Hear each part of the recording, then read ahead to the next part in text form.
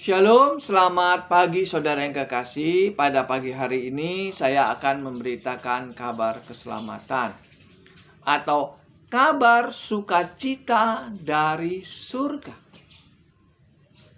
Tujuan orang Kristen adalah ingin tinggal di surga.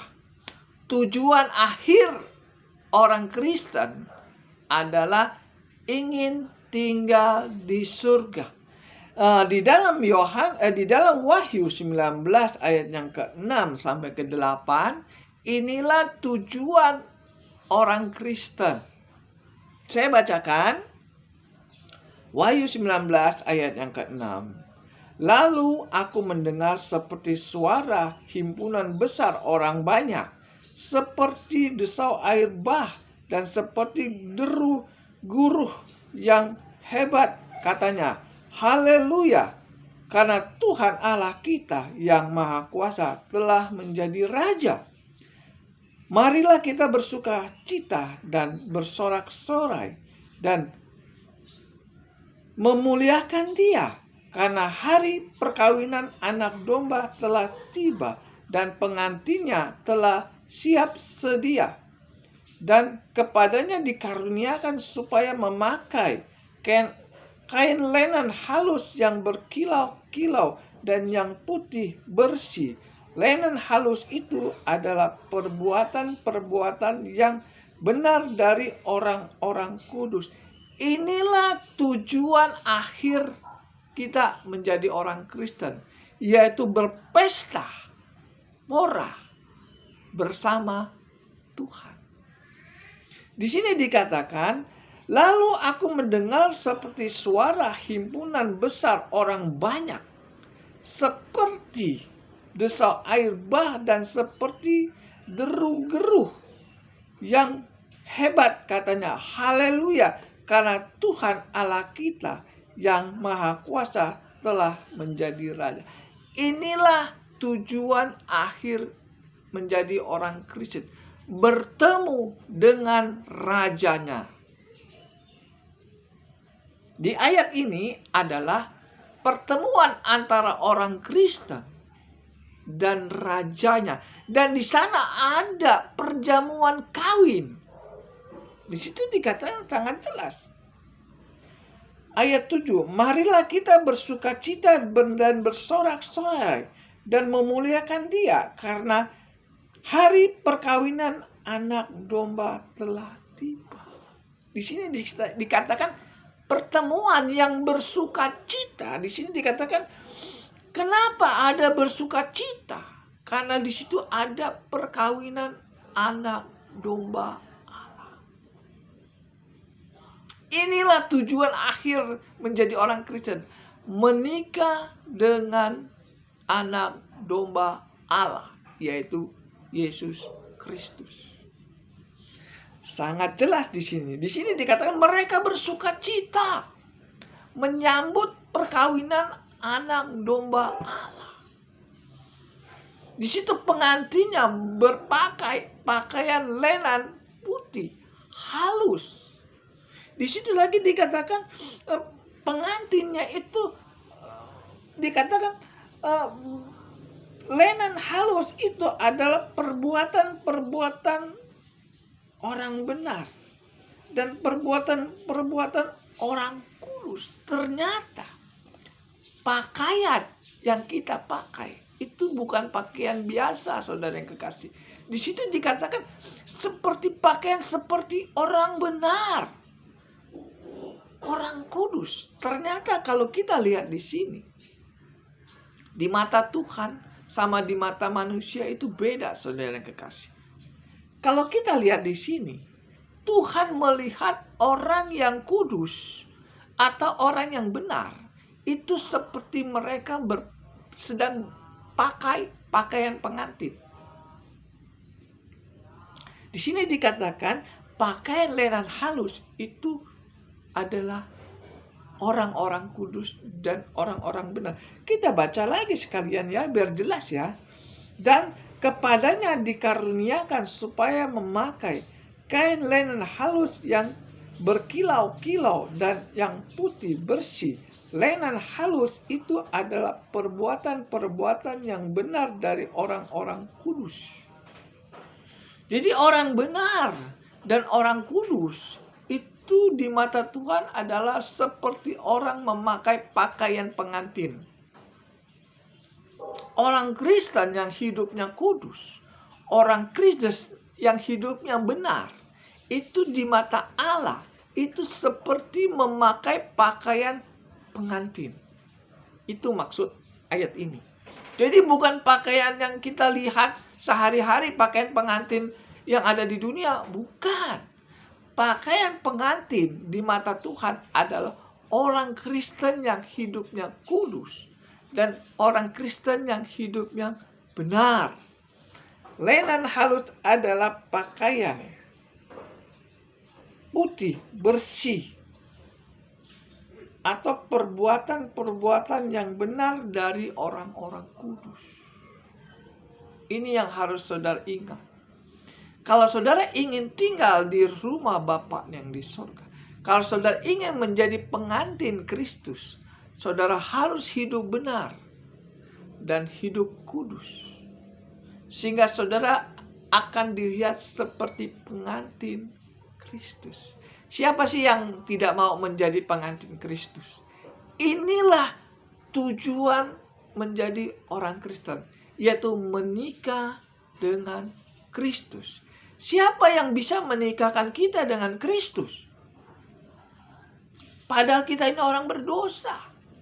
Kok Tuhan mau menikah dengan orang yang berdosa? Ini yang saya ingin bedah. Dari orang yang berdosa bisa menikah dengan Kristus itu bagaimana prosedurnya? Kalau saudara baca di dalam 2 Korintus 11. 2 Korintus 11 ayat yang pertama. Alangkah baiknya jika kamu sabar terhadap kebodohan yang kecil itu.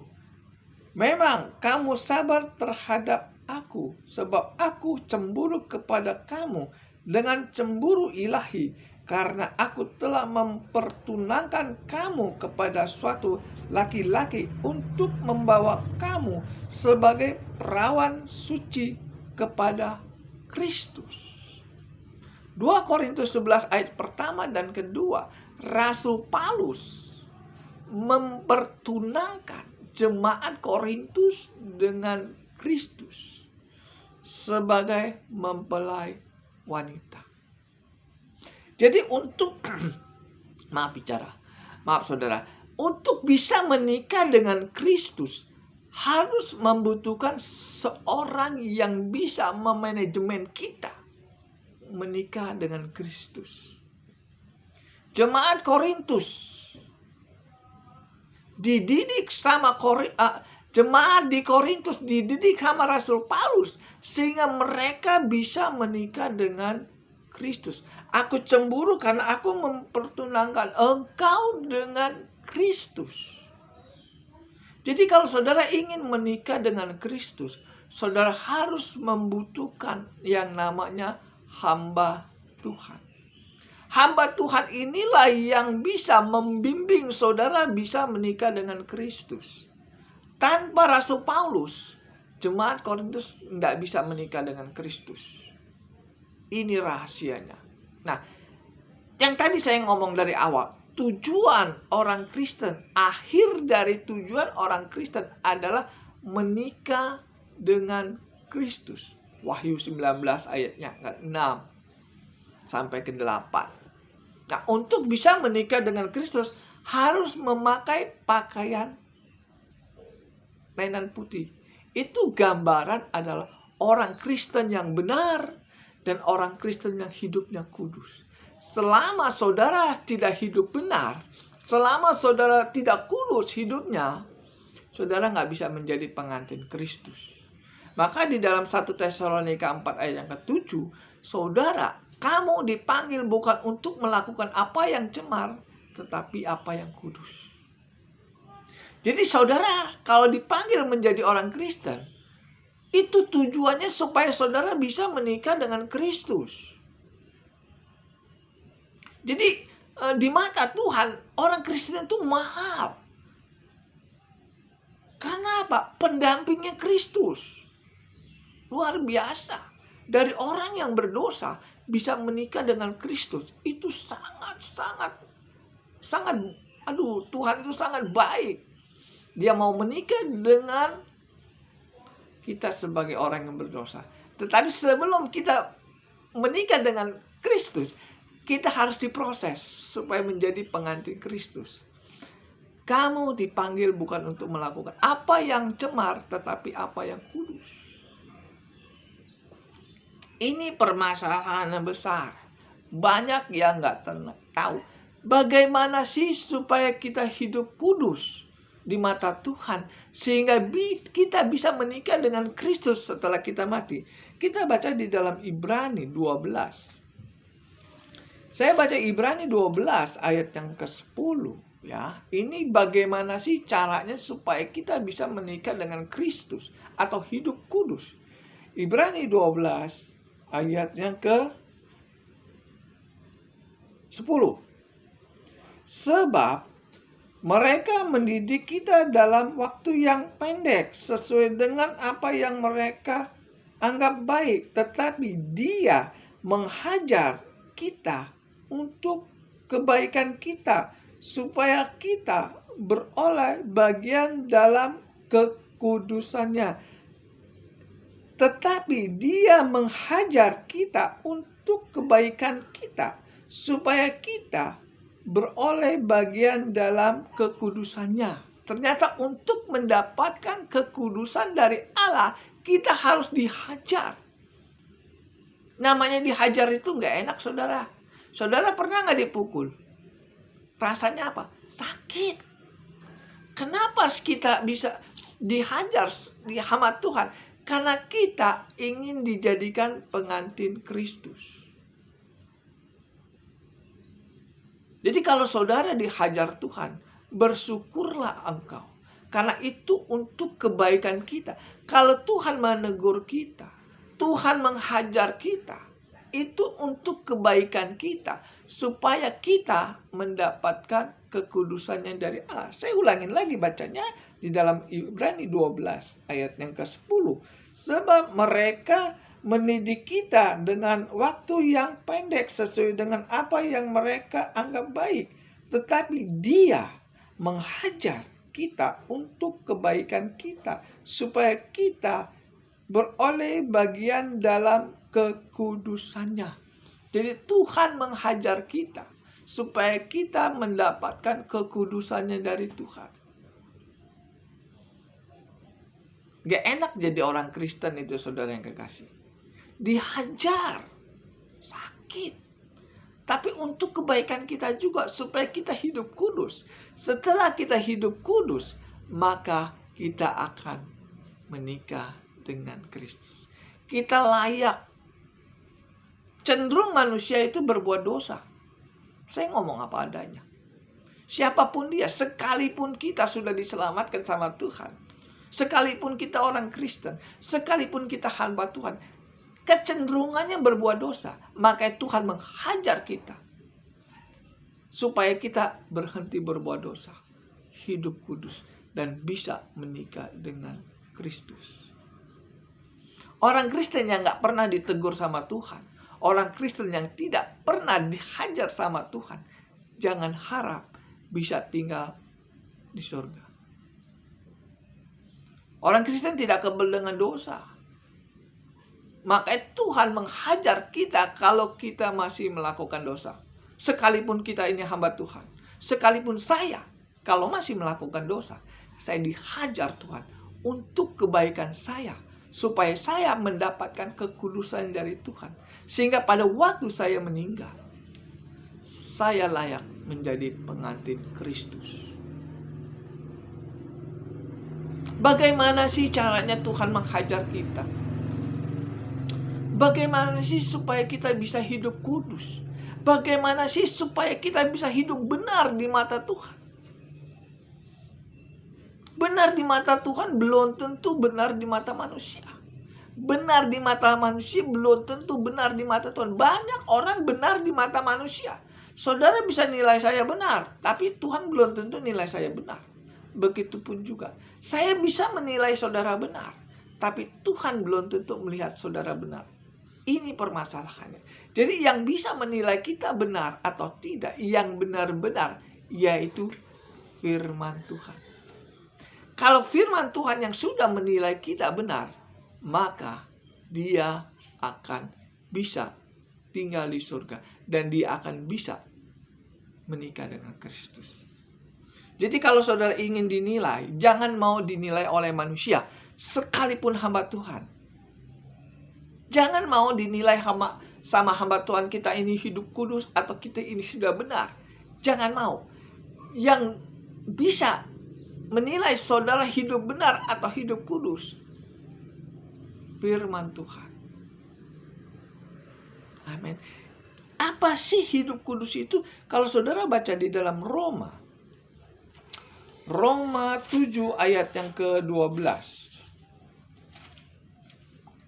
Roma 7 ayat yang ke-12. Jadi hukum Taurat adalah kudus dan perintahnya itu juga adalah kudus, benar dan baik.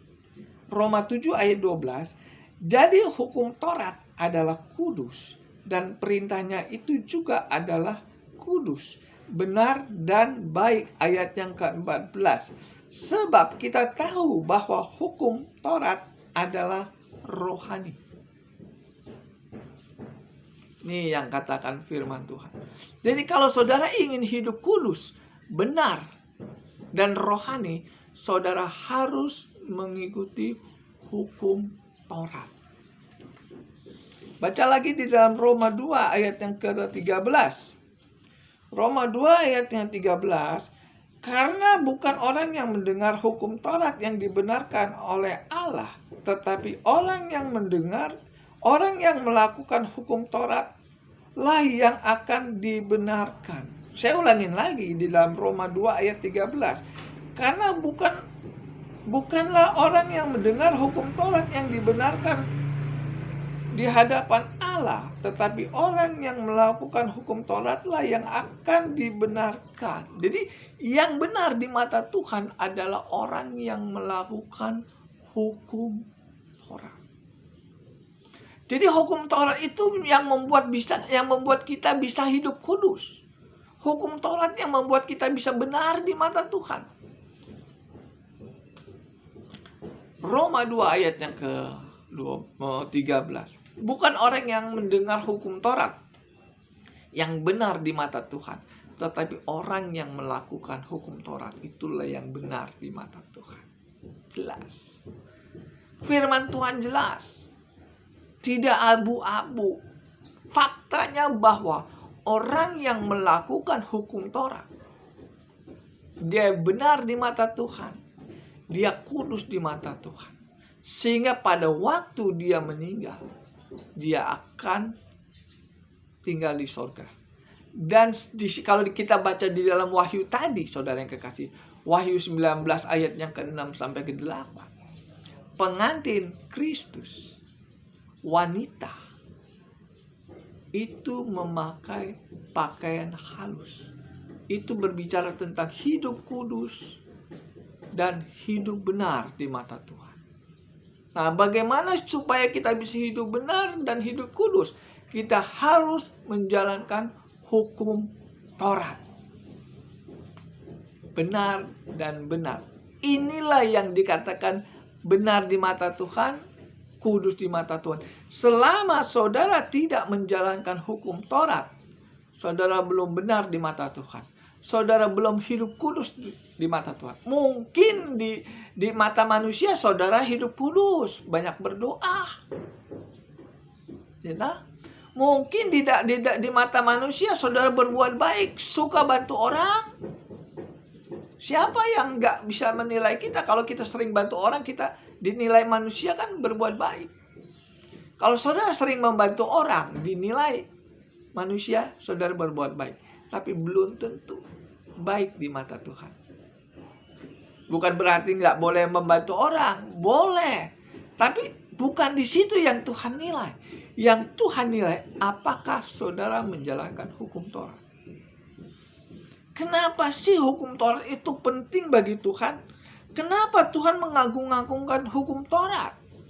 Di dalam Alkitab ini dari perjanjian lama sampai perjanjian baru, itu hukum Taurat ditulis. Kenapa Tuhan sangat menekankan manusia hidup menjalankan hukum Taurat? Rahasianya ini, saudara yang kekasih.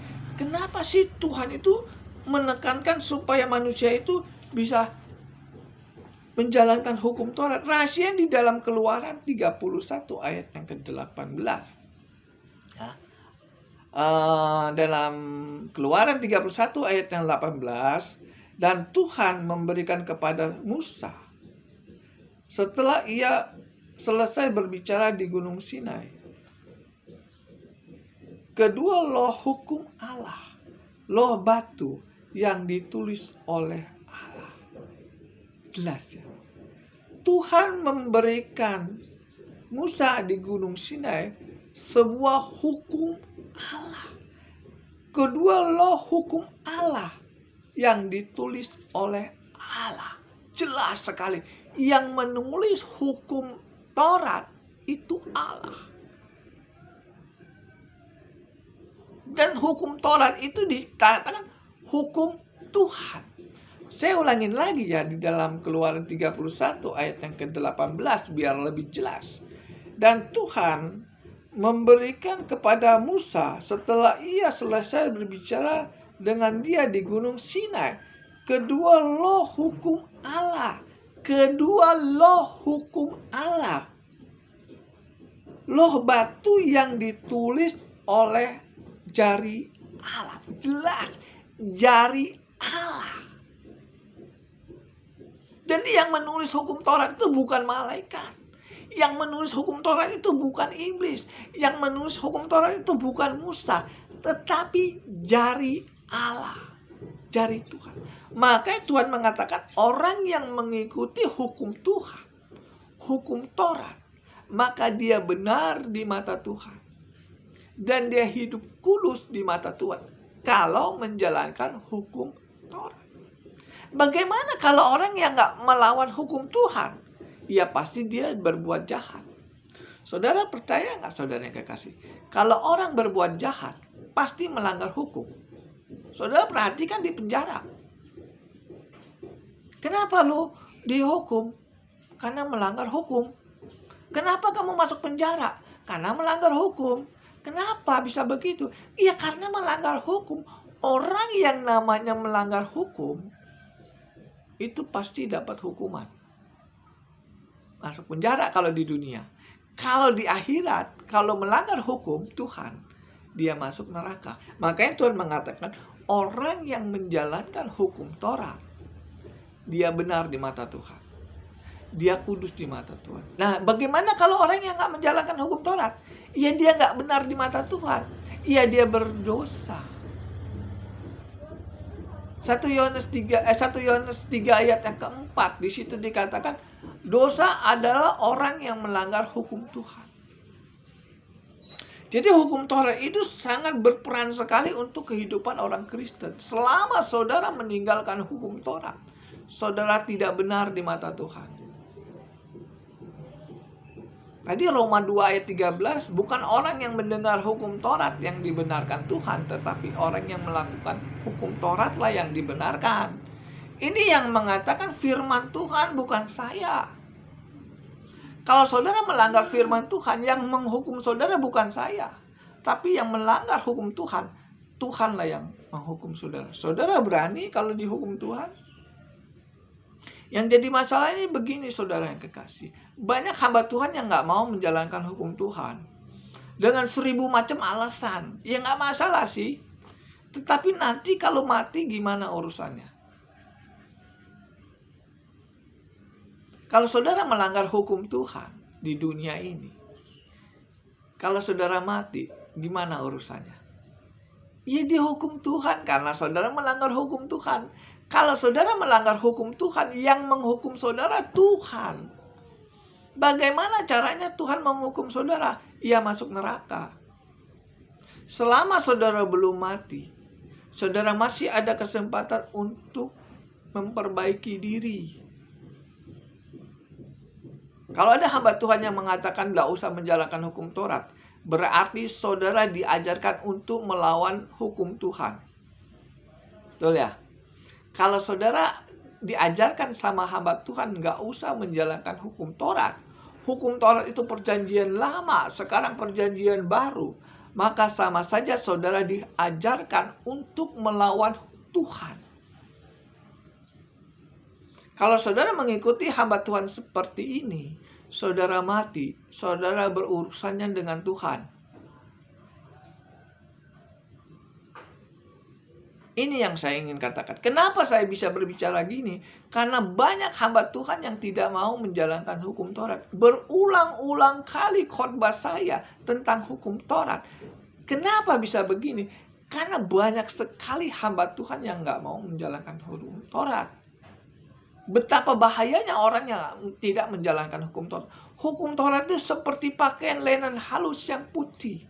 Hukum Taurat itu seperti pengantin Kristus yang memakai pakaian putih, yaitu hidup benar dan hidup kudus. Bukan pakaian biasa yang kita beli di toko, tapi pakaian rohani kita adalah hukum Taurat.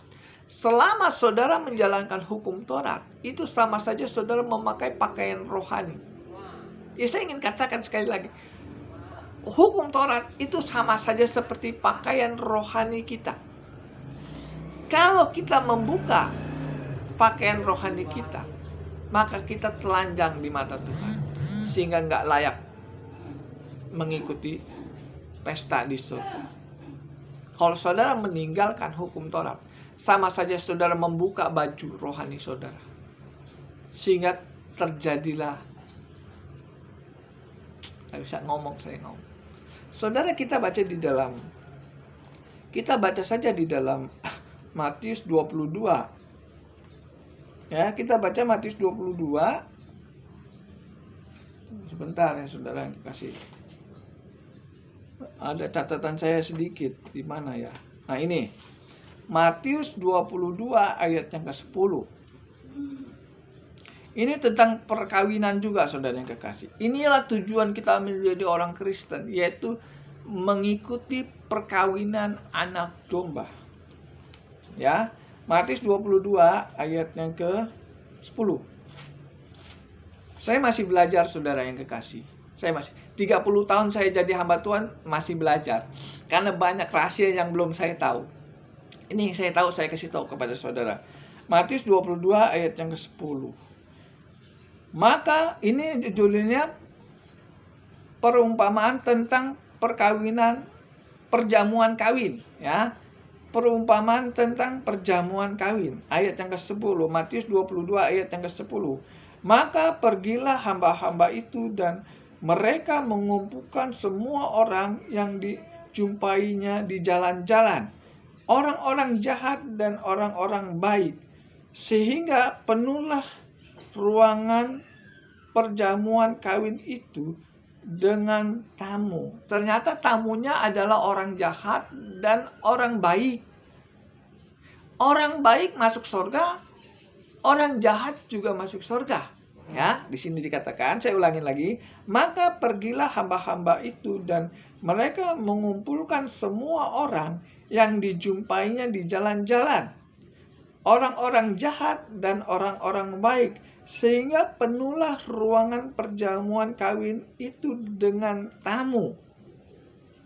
Ketika raja itu masuk untuk bertemu dengan tamu-tamu itu, ia melihat seorang yang tidak berpakaian pesta. Dan ia berkata kepadanya, "Hai saudara, bagaimana engkau masuk kemari dengan tidak mengenakan pakaian pesta?" Tetapi orang itu diam saja.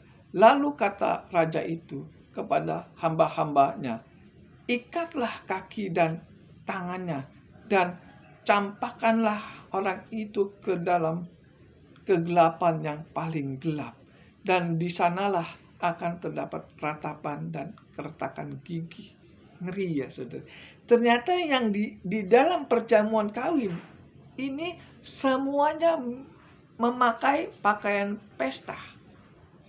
Yang tidak memakai pakaian pesta, ia akan dicampakkan sama raja itu. Dan akan, kalau kasar ngomongnya, orang yang nggak memakai pakaian pesta masuk neraka lah kesimpulannya. Sedangkan orang yang memakai pakaian pesta, dia nggak masuk neraka. Di sini dikatakan orang jahat dan orang baik nggak dicampakkan ke neraka. Kenapa bisa begitu? Dia memakai pakaian pesta. Pakaian itu yang tadi saya ngomong, yaitu pakaian rohani kita. Pakaian rohani kita adalah menjalankan hukum Tuhan. Hukum Taurat adalah kudus, benar, dan baik, dan rohani. Loh. Jadi Taurat itu adalah pakaian rohani kita untuk mempersiapkan diri kita masuk ke pestanya Allah. Selama saudara tidak memakai pakaian pesta, saudara nggak bisa masuk dalam perkawinan anak domba. Ngeri ya saudara yang kekasih. Hukum Taurat itu tidak bisa diremehkan. Saudara baca di dalam Yosua 8. Yosua 8 ya. Yosua 1 ayat yang ke-8. Janganlah engkau melupakan janganlah engkau lupa memperkatakan kitab Taurat ini, dan renungkanlah itu siang dan malam, supaya engkau bertindak hati-hati sesuai dengan segala yang dituliskan di dalamnya. Sebab dengan demikian perjalananmu akan berhasil dan engkau akan beruntung. Jadi di sini dikatakan di dalam Yosua 1 ayat 8, janganlah engkau lupa memperkatakan kitab Taurat ini, tapi renungkanlah itu siang dan malam. Kenapa Yosua suruh bangsa Israel supaya mengingat hukum Taurat siang dan malam? Karena hukum Taurat inilah yang menghantarkan kita bisa masuk ke dalam kerajaan surga. Waktu itu Yesus belum lahir, ya kan?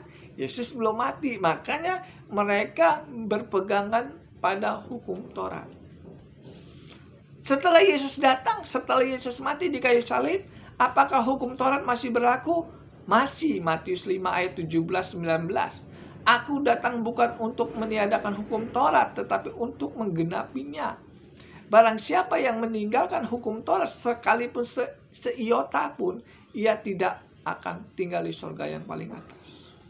Jadi hukum Taurat itu penting nggak? Penting. Karena itu pakaian rohani kita. Jadi kalau saudara tidak menjalankan hukum Taurat, saudara tidak bisa tinggal di surga. Kasar ngomongnya gitulah. Ini hukum Taurat.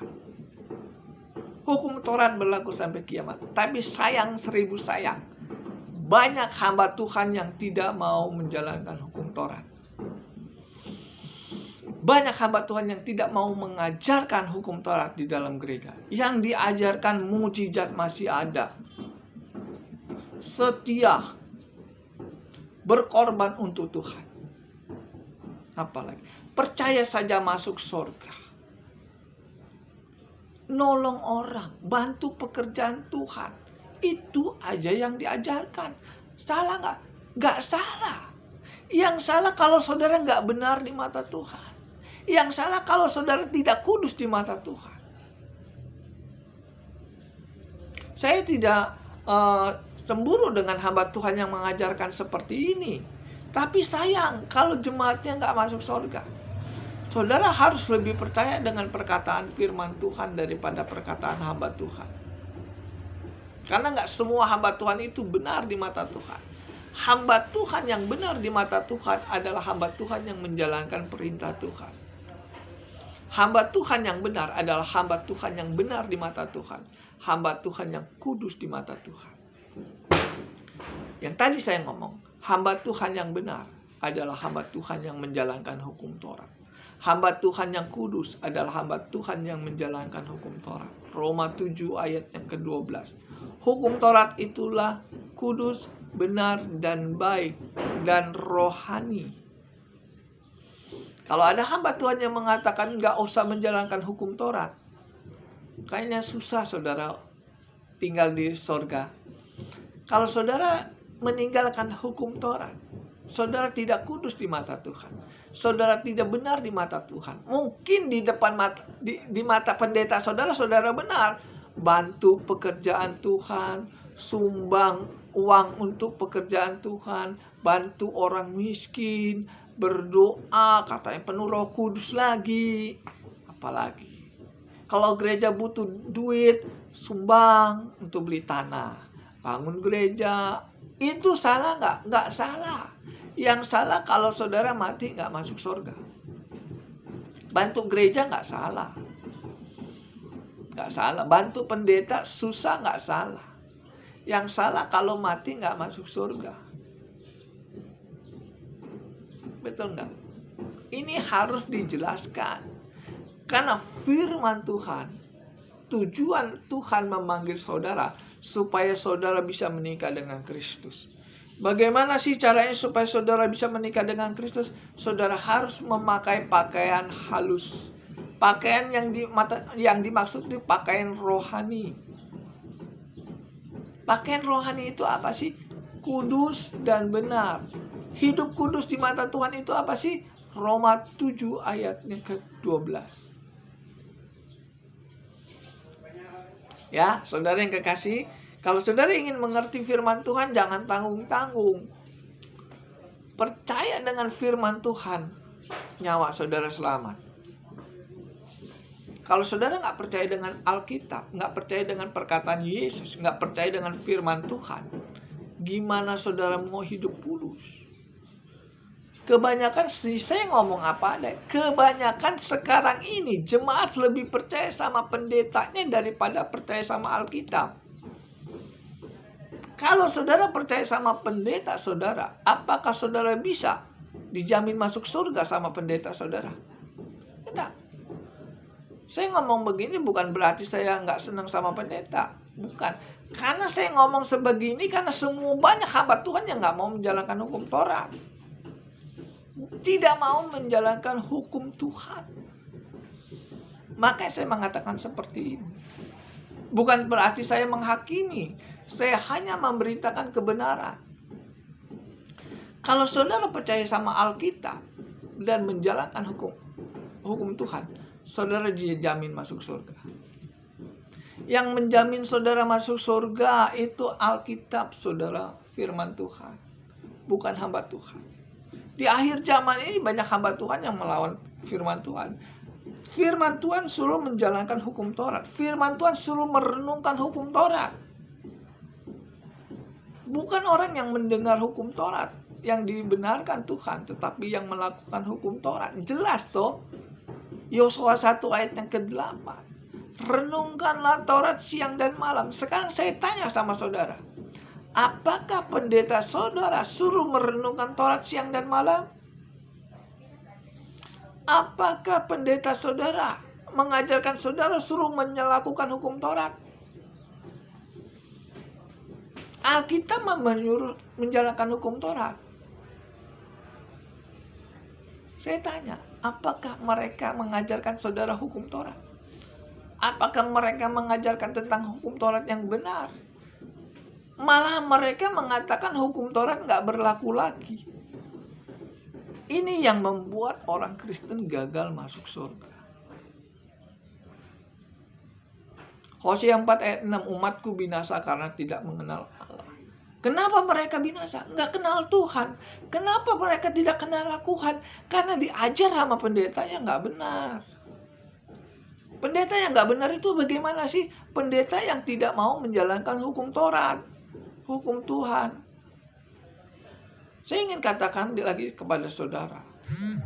Kalau saudara melanggar hukum, Kira-kira saudara dihukum nggak? Dihukum, masuk penjara. Kenapa lu masuk penjara? Karena melanggar hukum. Kenapa kamu masuk neraka? Karena melanggar hukum Tuhan. Selesai. Simple. Sebenarnya untuk belajar firman Tuhan itu nggak lama loh saudara yang kekasih. 2-3 kali dengar firman Tuhan yang benar, saudara akan ngerti kebenaran. Kenapa kita berpuluh-puluh tahun menjadi orang Kristen, mendengar firman Tuhan berpuluh-puluh tahun tapi nggak ngerti kebenaran? Karena diajar sama hamba Tuhan yang mengatakan hukum Taurat nggak berlaku lagi. Sekarang mah enak saudara yang kekasih, ada YouTube. Saudara bisa melihat YouTube. Mana pendeta yang menjalankan hukum Taurat, mana pendeta yang nggak menjalankan hukum Taurat. Saya menjalankan hukum Taurat karena saya mau tinggal di surga. Karena di dalam Matius 5 ayat 17-19 di situ dikatakan orang yang menjalankan hukum Taurat tinggal di surga yang paling atas. Orang yang nggak menjalankan hukum Taurat tinggal surga yang paling bawah. Surga yang paling bawah itu apa? Ya neraka. Mazmur 119 ayat 53. Aku gusar karena orang-orang fasik meninggalkan hukum Taurat. Mazmur 1 ayat yang ke-6. Jalan orang fasik menuju kebinasaan. Sudah jelas semua ya apa yang saya katakan di sini. Yang saya katakan di YouTube ini semuanya dasarnya dari Alkitab, bukan dari otak saya. Betul nggak? Kenapa saya singgung Alkitab benar semua? Karena saya ini nggak bisa menyelamatkan saudara. Yang bisa menyelamatkan saudara firman Tuhan. Makanya di otak saya ini ada firman Tuhan semua. Nggak ada pendapat dari saya. Semuanya dari firman Tuhan. Saya ulangin lagi. Hamba Tuhan yang nggak menjalankan hukum Tuhan. Setelah dia mati, dia dihukum Tuhan. Yaitu masuk neraka. Kalau saudara mengikuti hamba Tuhan yang nggak menjalankan hukum Taurat, maka saudara pun ikut masuk ke dalam neraka. Saya ngomong gamblang saudara. Karena sudah banyak orang Kristen yang masuk ke neraka gara-gara mengikuti hamba Tuhan yang nggak menjalankan hukum Taurat. Jelas dan jelas omongan saya. Saya nggak melawan sama hamba Tuhan yang senior. Saya hanya memberitakan kebenaran. Saya tidak menghakimi orang. Saya hanya meluruskan yang salah. Kalau saudara masuk surga, yang untung siapa? Saya nggak ada untung. Kalau saudara masuk surga, Tuhan pun nggak untung. Yang untung saudara yang masuk surga. Betul nggak? Nah, bagaimana sih supaya kita bisa masuk surga? Berpakaian pesta. Pakaian pesta itu apa sih? Pakaian rohani. Pakaian rohani itu apa ya? Yaitu hukum Taurat. Roma 7 ayat 14. Roma 7 ayat 12. Hukum Taurat benar, baik, dan kudus. Dan hukum Taurat itu rohani. Selesai. Ini inti firman Tuhan sebenarnya. Kenapa saya ngomong begini terus gamblang, ceplok batok? Karena sudah terlalu banyak orang Kristen yang mati, yang tidak mau menjalankan hukum Taurat. Dan dia tinggal di dalam api neraka. Saya ngomong apa adanya. Saya nggak menghakimi. Alkitab yang mengatakan orang yang nggak menjalankan hukum Taurat itu berjalan di dalam kebinasaan. Roma 1 ayat 6. Roma 119 ayat 53. Orang fasik meninggalkan hukum Taurat. Mazmur 1 ayat yang ke-6. Jalan orang fasik menuju kebinasaan. Mazmur 1 ayat pertama. Janganlah kamu mengikuti nasihat orang fasik. Hamba Tuhan yang meninggalkan hukum Taurat itu dikatakan hamba Tuhan yang fasik. Dan hamba Tuhan yang fasik itu sedang menuju kebinasaan. Mungkin ngomongannya pintar. Pernah saya perhatiin, banyak hamba Tuhan yang meninggalkan hukum Taurat, ngomongnya itu logikanya masuk. Bahasa Ibraninya, bahasa Yunaninya, bahasa Inggrisnya, tambah bahasa Arabnya lagi. Tapi kalau dia meninggalkan hukum Taurat, dia sedang menuju kebinasaan. Ini yang jadi masalah. Saya berkhotbah seperti ini terus karena ini banyak orang Kristen yang sudah mati masuk neraka gara-gara mengikuti nasihat orang fasik. Orang fasik meninggalkan hukum Taurat.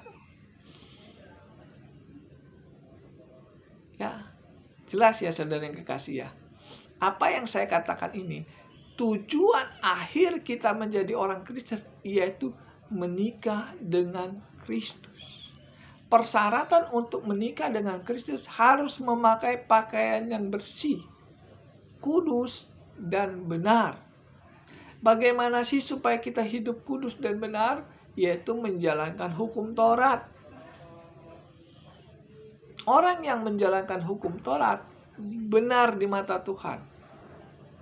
1 Yohanes 3 ayat yang keempat. Orang yang berdosa adalah orang yang melanggar hukum Tuhan. Hukum Tuhan adalah hukum Taurat. Kalau saudara tidak menjalankan hukum Taurat, maka saudara berdosa di mata Tuhan. Sekalipun saudara bantu pekerjaan Tuhan, nyumbang gereja ratusan juta, bermiliar-miliar bantu pekerjaan Tuhan, doa sampai menangis, sungguh-sungguh, nolong orang, bantu orang sana sini, sehingga habis hartanya, berdoa. Tapi kalau saudara tidak melakukan firman Tuhan, tidak mengikuti hukum Taurat, maka sia-sia pengorbananmu. Saya tahu banyak orang Kristen yang tulus, tapi dimanfaatkan sama hamba-hamba Tuhan. Hamba Tuhan menyalahgunakan kebaikan orang untuk hidup senang. Hamba Tuhan memperkaya diri, menyalahgunakan kebaikan hamba Tuhan menyalahgunakan kebaikan orang untuk memperkaya diri. Dia ngomongnya untuk pekerjaan Tuhan dia ngomong, tetapi dia nggak mau menjalankan hukum Tuhan. Kacau kan? Saudara perhatikan kalau hamba Tuhan minta sumbangan untuk pekerjaan Tuhan. Pekerjaan Tuhan yang mana? Namanya pekerjaan Tuhan harus tunduk dengan hukum Tuhan, betul nggak? Selama dia tidak tunduk dengan hukum Tuhan, dia bukan hamba Tuhan, hamba uang. Makanya di dalam Matius 6 ayat 20 berapa tuh? 26 ya. Matius 6 ayat 26 ayat 24. Janganlah kamu menyembah Mamon. Kamu nggak bisa menyembah Mamon dan Tuhan. Nah, yang jadi masalahnya ini, kalau saudara menyembah Tuhan, saudara harus tunduk dengan hukum Tuhan, betul? Kalau saudara menyembah Tuhan, saudara harus tunduk dengan hukum Tuhan. Kalau saudara tidak mau tunduk dengan hukum Tuhan, berarti saudara bukan nyembah Tuhan, nyembah Mamon. Mamon itu uang, keinginan, hawa nafsu, itu Mamon. Berapa banyak hamba Tuhan menyalahgunakan kebaikan uang, kebaikan jemaatnya untuk memperkaya diri. Itu dia menyembah Mamon, saudara yang kekasih. Saya 30 tahun melayani Tuhan. Saya ngikut hamba Tuhan itu puluhan tahun ikut hamba Tuhan. Jadi saya tahu mana yang menyembah Tuhan, mana yang menyembah Mamon. Kalau menyembah Mamon, mati, masuk surga enggak? Ya enggak masuk. Pendeta yang menyembah Mamon, memperkaya diri, mati, jangan harap bisa masuk surga. Mulutnya mungkin manis, percaya saja masuk surga, mujizat masih ada, bantu pekerjaan Tuhan, banyak berdoa. Kalau dia tidak mengikuti hukum Tuhan, dia nggak masuk surga. Kalau dia tidak memakai pakaian lenan halus, kalau dia tidak memakai pakaian pesta, di pestanya Tuhan di surga, maka dia tidak layak tinggal di surga. Pakaian pesta adalah pakaian rohani. Matius 22 ayat 10. Orang jahat, orang baik ikut berpesta di surga, tapi dia harus memakai pakaian pesta, yaitu hukum Taurat. Sekalipun saudara baik, sekalipun saudara hamba Tuhan, sekalipun saudara orang Kristen, rajin berdoa, suka bantu orang, tapi kalau saudara tidak memakai pakaian pesta, saudara dicampakkan sama Tuhan. Jelas apa yang saya katakan. bahwa persyaratan untuk tinggal di dalam surga, percaya Yesus sebagai Tuhan dan mengikuti hukumnya Tuhan, baru bisa masuk di pestanya Tuhan. Jadi orang Kristen itu gak enak-enak, saudara yang kekasih, harus tunduk dengan hukum Tuhan. Selama ini saya gereja gak mau mengajarkan apa yang saya khotbahkan ini. Yang diajarkan jangan menyakiti orang. Tuhan mengatakan Tuhan menghajar orang supaya orang itu bisa hidup kudus. Ya kan, saudara perhatikan hamba-hamba Tuhan, jangan singgung orang. Kalau orang berbuat dosa biarkan saja. Kalau saya tegur. Itu tanda saya sayang sama dia. Kalau saudara berbuat dosa, Tuhan hajar saudara. Itu bukti Tuhan sayang sama saudara. Kalau saudara berbuat dosa, pendeta saudara gak tegur, itu pendeta saudara itu gak sayang saudara. Kalau saudara gak menjalankan hukum Taurat, pendeta saudara gak menegur saudara, itu berarti saudara gak disayang pendeta saudara. Saya ngomong apa adanya. Tujuan saya berkhotbah ini bukan untuk cari muka. Tujuan saya berkhotbah ini bukan cari uang. Sekalipun saya masih butuh uang, tapi saya tidak mencari uang dari firman Tuhan. Saya cari uang, saya kerja. Kalau saya beritakan Injil, saya nggak cari uang, saya cari kebenaran. Kalau ada hamba Tuhan mencari uang dari firman Tuhan, itu hamba Tuhan nggak benar. Makanya mengajarkan jemaatnya nggak usah menjalankan hukum Taurat. Kalau berbicara tentang sumbangan cepet. Kalau berbicara tentang hidup kudus, mulutnya kayak terkunci. Saya ngomong apa adanya. Coba saudara perhatikan hamba-hamba Tuhan. Kalau berbicara tentang minta sumbangan, nomor 1. Ngomongnya manis, terbuka. Tapi kalau hamba Tuhan berbicara tentang hidup benar, hidup kudus, taat dengan firman Tuhan, susah mulutnya keluar. Ya, betul kan? Coba saudara perhatikan hamba-hamba Tuhan kalau minta sumbangan, ngomongnya manis. Tuhan pasti balas. Semua hartamu itu bukan punya kamu, punya Tuhan. Alah, lebay. Apakah dengan saudara memberikan seluruh harta saudara-saudara dijamin masuk surga? Apakah dengan cara saudara membantu orang saudara bisa masuk surga? Apakah dengan banyak berdoa saudara bisa masuk surga? Apakah dengan saudara menyumbang harta saudara di gereja saudara bisa masuk surga? Tidak. Yang bisa kita bisa masuk surga, saudara harus berpakaian pesta, berpakaian pengantin, yaitu berbicara tentang hidup kudus. Banyak orang berbuat baik tapi hidupnya masih berbuat dosa. Banyak orang Kristen yang membantu pekerjaan Tuhan ratusan juta, bahkan miliaran, tetapi masih melakukan dosa. Betul nggak? Dosa adalah orang yang melanggar hukum Tuhan. Hukum Tuhan, hukum Taurat. Jelas. Saya jarang khotbah di gereja, hampir nggak pernah khotbah di gereja. Karena apa? Karena khotbah saya seperti ini. Pendeta yang mendengar khotbah saya pasti kupingnya merah. Kenapa? Karena mereka berlawanan dengan apa yang saya khotbahkan. Ya nggak masalah. Khotbah saya semuanya dari Alkitab, bukan dari otak saya. Nah, Alkitab inilah yang bisa membawa saudara hidup kudus. Alkitab inilah yang bisa membawa saudara hidup benar di mata Tuhan. Betul nggak? Kalau saudara mengikuti firman Tuhan, saudara mati, saudara masuk surga. Sekalipun dia pendeta, kalau tidak mengikuti kebenaran firman Tuhan, mati, nggak masuk surga. Saya khotbah tentang hukum Taurat terus. Karena hampir semua hamba Tuhan nggak mau menjalankan hukum Taurat. Saya ngerti hukum Taurat.